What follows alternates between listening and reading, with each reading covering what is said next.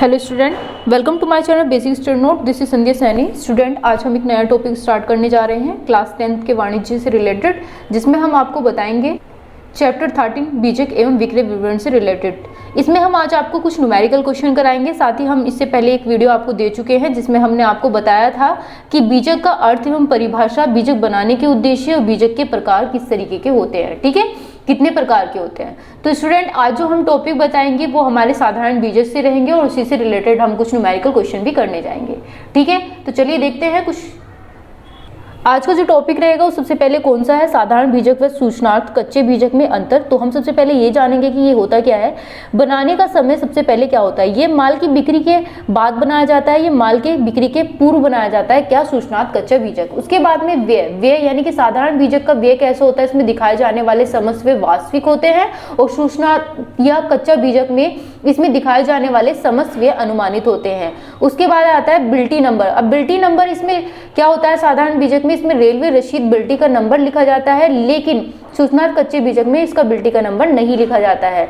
उसके बाद में स्टूडेंट आता है अग्रिम राशि। इसकी पेशगी प्राप्त राशि का कुल देय राशि घटा करके दिखाया जाता है साधारण बीजक में, और यह पेशगी राशि प्राप्त करने के उद्देश्य से बनाई जाती है सूचनार्थ कच्चे बीजक में। उसके बाद आता है प्रयोग। इसका यूज किस तरीके से करते हैं, प्रयोग कैसे करते हैं। तो इसका प्रयोग क्रेता को भेजने में किया जाता है साधारण बीजक में, और सूचनार्थ कच्चे बीजक में इसका प्रयोग भावी क्रेता, चुंगी, अधिकारी एवं एजेंट प्रतिनिधि को भेजने में किया जाता है। उसका उद्देश्य सबसे ज्यादा किसका होता है, साधारण बीजक का उद्देश्य क्रेता को माल व उसके मूल्य की जानकारी देने के उद्देश्य से बनाया जाता है। उसके बाद में है यहाँ क्रेता या प्रतिनिधि को माल के मूल्य का अनुमान देने के उद्देश्य से बनाया जाता है। तो इस तरीके से स्टूडेंट यहाँ पर एक नीचे दे रखा है हस्ताक्षर। तो हस्ताक्षर किसके होते हैं, अगर हम कोई साधारण बीजक बनाते हैं इस पर विक्रेता या उसके द्वारा किसी भी अधिकृत व्यक्ति के हस्ताक्षर होते हैं, और इस पर ऐसे हस्ताक्षर होना आवश्यक नहीं होता है किसमें, सूचनार्थ बीजक में। फिर उसके बाद में सबसे लास्ट में लिखना होता है भूल चूक लेनी देनी। जब हम कोई क्वेश्चन करते हैं, मान लिया कि हमने कोई पूरा बीजक बनाया है, तो इसमें हम क्या करेंगे, इसमें भूल चूक लेनी देनी आदि शब्द लिखेंगे, और इसमें ये शब्द नहीं लिखे जाते किसमें, सूचनार्थ बीजक में। तो स्टूडेंट, इस तरीके से आपने देखा कि इन दोनों में क्या अंतर होता है, साधारण बीजक और सूचनार्थ बीजक में अंतर। तो ये क्वेश्चन इंपॉर्टेंट रहता है, जैसे कि मैंने आपको बताया ये एग्जाम में आता है मोस्टली।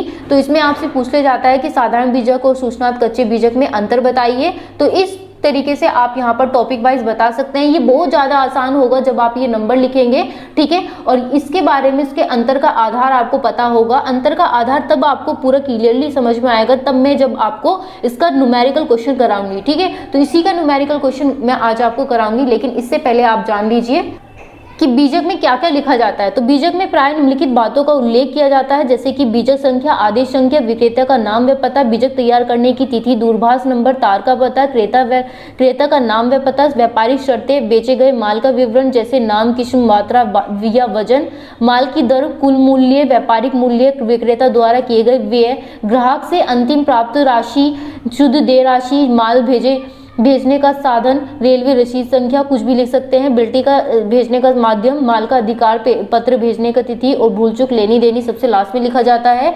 विक्रेता के हस्ताक्षर और हस्ताक्षर करने वाले व्यक्ति का पद भी आदि होना चाहिए। तो इसी तरीके से स्टूडेंट यहाँ पर उसके बीजक बनाने की विधि भी दे रखी है, जो कि आप यहाँ पे समझ लीजिए। यहाँ पर बीजक बनाने की विधि भी आपसे पूछ ली जाती है। तो बीजक किस लिए बनाया जाता है, क्यों बनाया जाता है, इसमें किस तरीके से क्या क्या चीज यूज की जाती है। तो बीजक एक छपे हुए आकर्षक व सफेद या रंगीन कागज पर बनाया जाता है।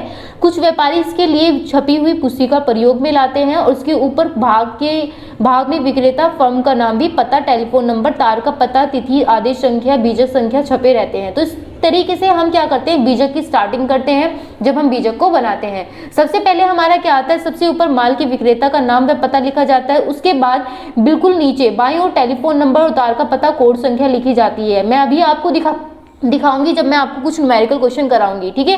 तो न्यूमेरिकल क्वेश्चन जब भी मैं आपको कराऊंगी तो उसमें मैं आपको बताऊंगी कि ये कहाँ पर लिखे जाते हैं। दाएं ओर विक्रेता व्यापारी के स्थान पर नाम व तारीख लिखी जाती है। बाईं ओर माल के क्रेता या ग्राहक का नाम व पता लिखा जाता है। इसके नीचे शर्त भी लिखी जाती है कि वो कितने माह के लिए बोल रहा है, कितने परसेंटेज के लिए बोल रहा है, ठीक है।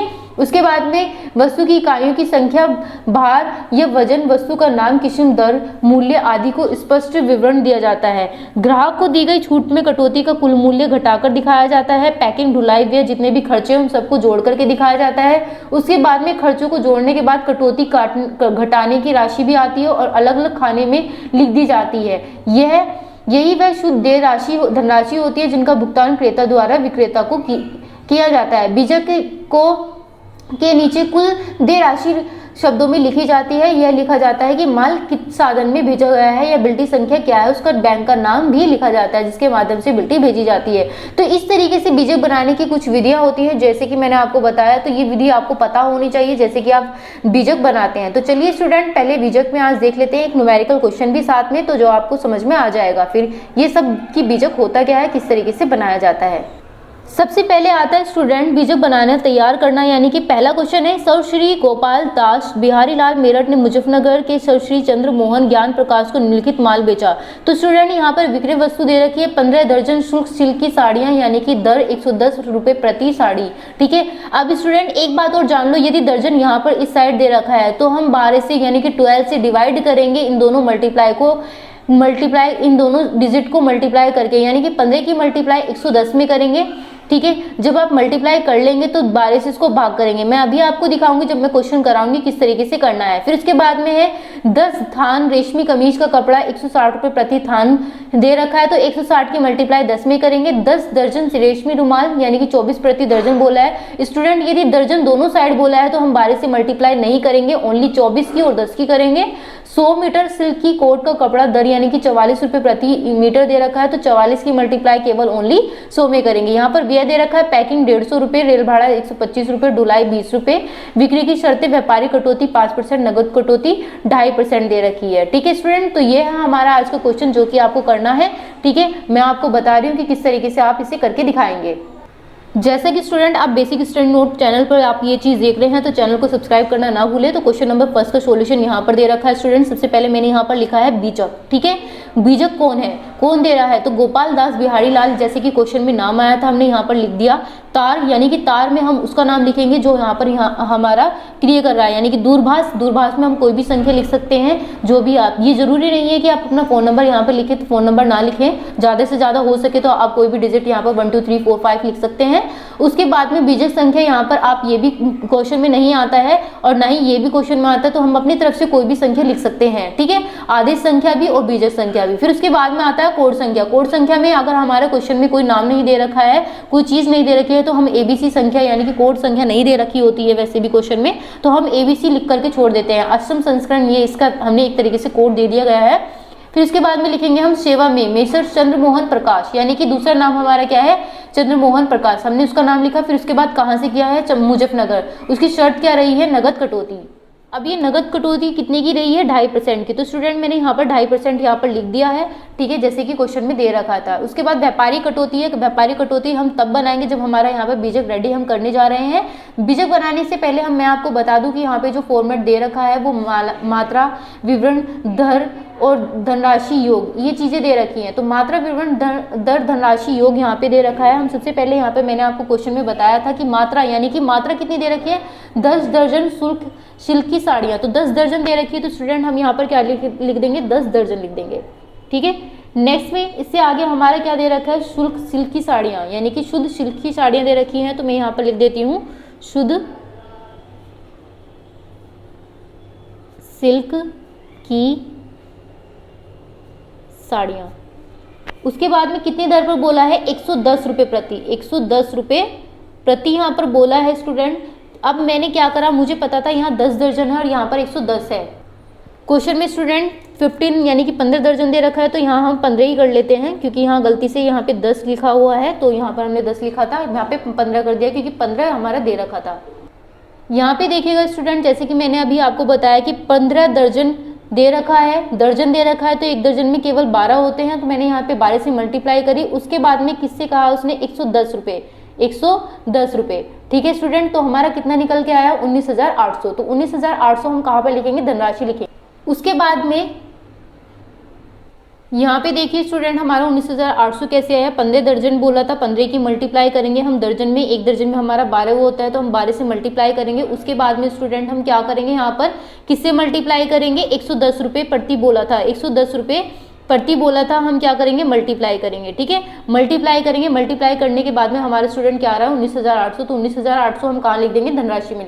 उसके बाद में नेक्स्ट में हमारा क्या दे रखा है, 10 स्थान, तो 10 स्थान हम यहाँ पर दे रखा है, 10 स्थान लिखेंगे हम यहाँ पर स्टूडेंट। उसके बाद क्या दे रखा है, रेशमी कमीज का कपड़ा, रेशमी कमीज का कपड़ा भी हम यहाँ पर लिख देते हैं विवरण में, रेशमी कमीज का कपड़ा। ठीक है, कितने रुपए प्रति बोला है, उसमें क्वेश्चन में बोला है 160 रुपये प्रति, 160 रुपये प्रति बोला है। ठीक है, तो मैं इसकी मल्टीप्लाई केवल इसमें करूंगी, 160 की मल्टीप्लाई 10 में करूंगी, तो 160 की मल्टीप्लाई जब हम 10 में करेंगे तो कितना आ जाएगा हमारा 1600 आ जाएगा। उसके बाद में स्टूडेंट 10 दर्जन रेशमी बोला है, 10 दर्जन क्या बोला है, रेशमी कपड़ा, रेशमी रुमाल बोला हुआ है तो रेशमी रुमाल हम यहाँ पर लिख देंगे, रेशमी रुमाल।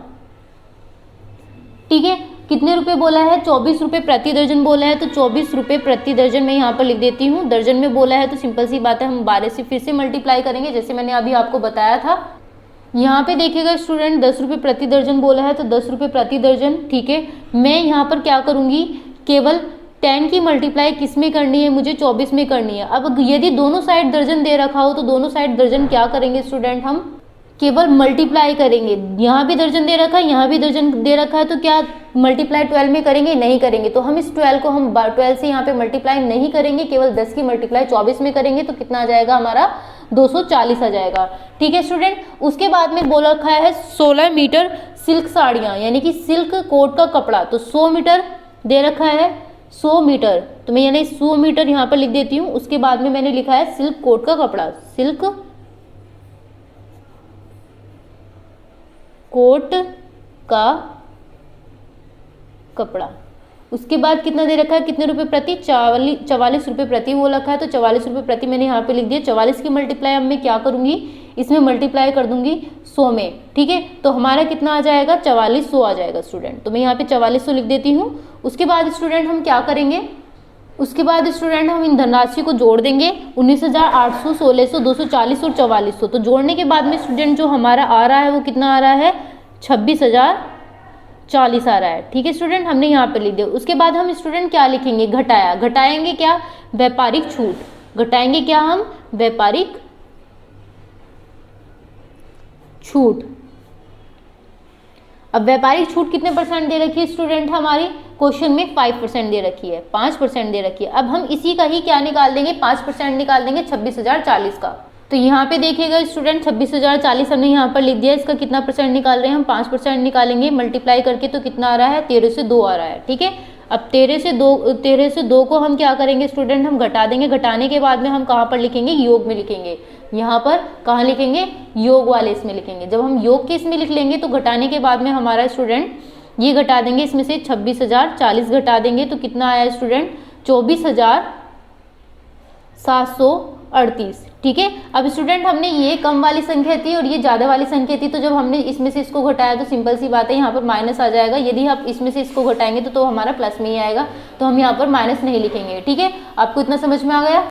उसके बाद स्टूडेंट हम लिखेंगे जोड़ो। जोड़ो क्या जोड़ेंगे, हम यहाँ पर व्यय को जोड़ेंगे। ठीक है, तो वो व्यय हमारे क्या क्या हैं, जो भी हमारे बुक में दे रखे हैं। पैकिंग दे रखी है स्टूडेंट, पैकिंग कितनी दे रखी है,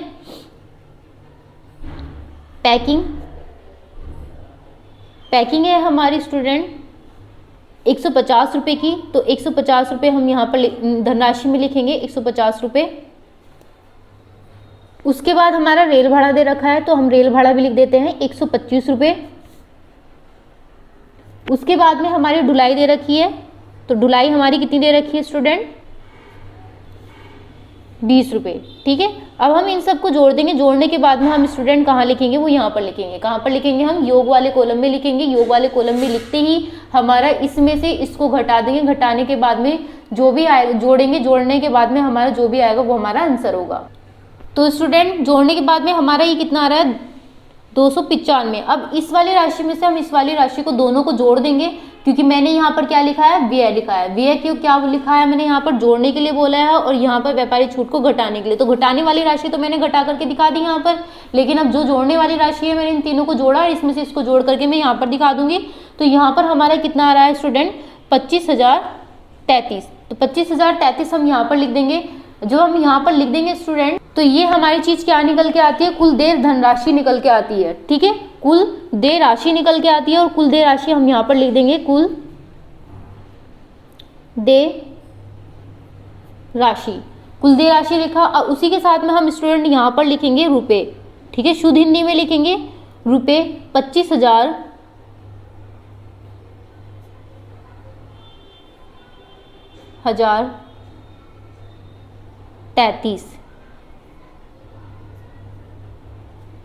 ठीक है स्टूडेंट, यहाँ पर केवल भी लिख दें, क्योंकि इससे ज़्यादा जब संख्या नहीं है तो हम यहाँ पर केवल भी लिख देते हैं। ठीक है स्टूडेंट, उसके बाद स्टूडेंट माल सवारी गाड़ी से भेजा गया, रेलवे रसीद संख्या आप कुछ भी लिख सकते हैं, दिनांक भी लिख सकते हैं, भूल चूक लेनी देनी ना भूलें यहाँ पर नीचे लिखना। गोपाल दास ब्रदर्स के नाम से यहाँ पर हमने लिख दिया है, उसके बाद गोपाल और साझेदारी। तो स्टूडेंट ये था आपका क्वेश्चन आज का। ठीक है, बीजक का तो इसी तरीके से आप अपनी बुक के आगे के क्वेश्चन करके देख सकते हैं, क्योंकि बिल्कुल बहुत ही आसान है ये करना। ठीक है स्टूडेंट, तो आपको वीडियो पसंद आई तो वीडियो को लाइक कीजिए, चैनल को सब्सक्राइब कीजिए, ताकि आने वाली वीडियो आपको कंटिन्यू मिलती रहे। Thank you.